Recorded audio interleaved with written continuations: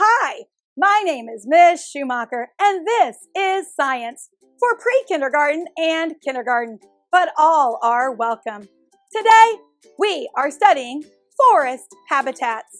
Let's get started. A habitat provides the basic needs for living things. Do you remember what living things are?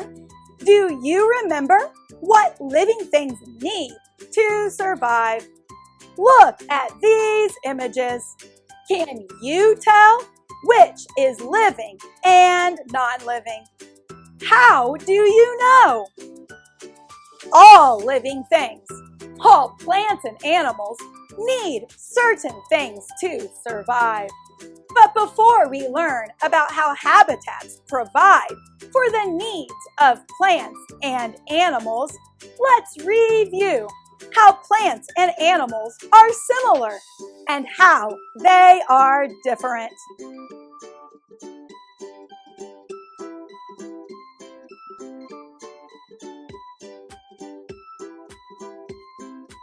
Plants and animals are the same because they all move, they need food, and they reproduce. But they are not the same. Plants move in different ways. They might grow, but they do not stand up and walk around. Animals do. Animals can move all on their own. Both plants and animals need food, but plants make their own food. Animals need to eat. They either eat meat or plants. Both plants and animals reproduce. That means that they will make other plants or other animals. But plants make other plants by using seeds.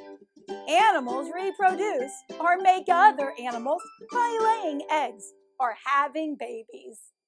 Now that we have reviewed, thought about what we already know about how plants and animals are the same and how they are different, do you remember what plants and animals need to survive? We know that all plants need space to grow, air and light, and water. All animals need food, water, shelter, and air. Habitats are where plants and animals live. A habitat provides for the needs of living things that live there. There is not just one kind of habitat. Today, we are going to study. We are going to learn about forest habitats. What do you visualize? What do you think about when you imagine a forest? Let's close our eyes and visualize.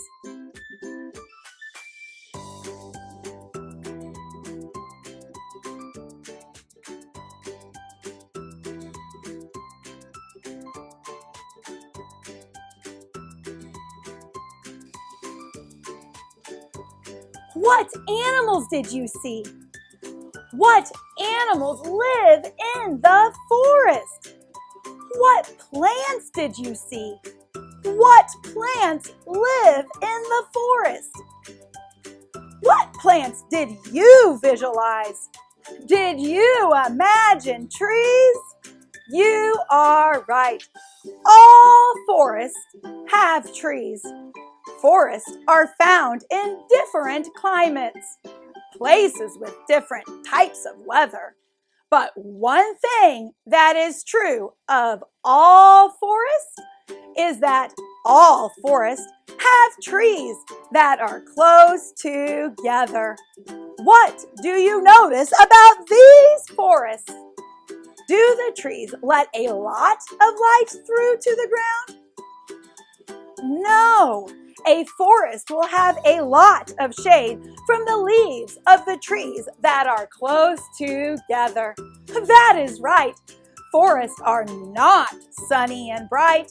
They are often a darker place. Did you know that not all trees are the same? Forests have two distinct kinds of trees. Conifer trees, like the ones shown here, do not lose their leaves. Their leaves, which look like little spikes, stay green all year. Deciduous trees have leaves that change colors in the fall, and they lose their leaves every winter. When spring comes, they grow back their green leaves. Trees are very important to forests. Take a look at these images. Why do you think that trees are important to these animals? How do these trees help these animals survive? Trees provide animals with food, shelter, and protection from predators, other animals who will eat them. There are forests all around the world, in cold places and warm places. Let's think about forests where we live. What forest or woodland animals would you expect to see in the Midwest? Close your eyes and visualize the forest. Do you see lots of trees that are close together? What animals do you see?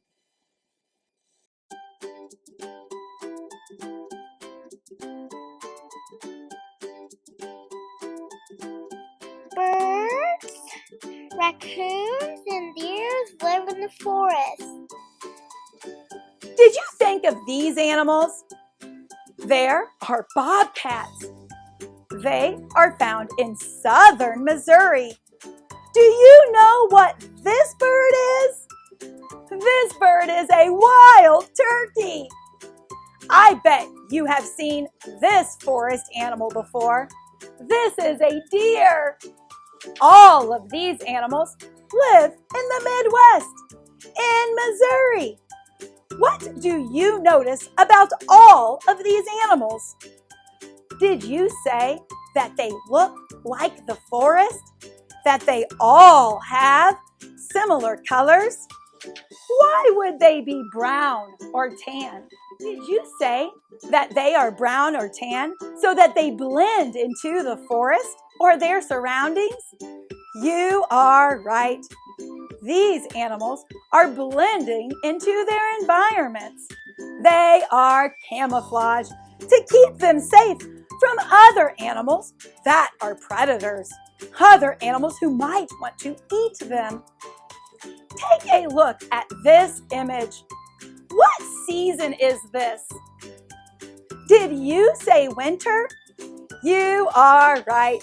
This is an image of a forest during winter. My question for you is, how do animals survive in the winter? We know that an animal's habitat provides for them their basic needs. But when it is too cold and the trees do not have leaves, nuts, or berries on them, where do animals get their food? Forest animals survive, stay alive in the forest in winter by doing one of four things. Animals can stay where they are and continue to look for food. They can migrate or move to a whole different part of the earth. They can hibernate, and that means they go to sleep for the winter. Or they can store food. That concludes our science lesson for today. It has been my pleasure having you in class. But your learning is not done. It is time to get active with Coach H. I am Miss Schumacher, and I will see you next week.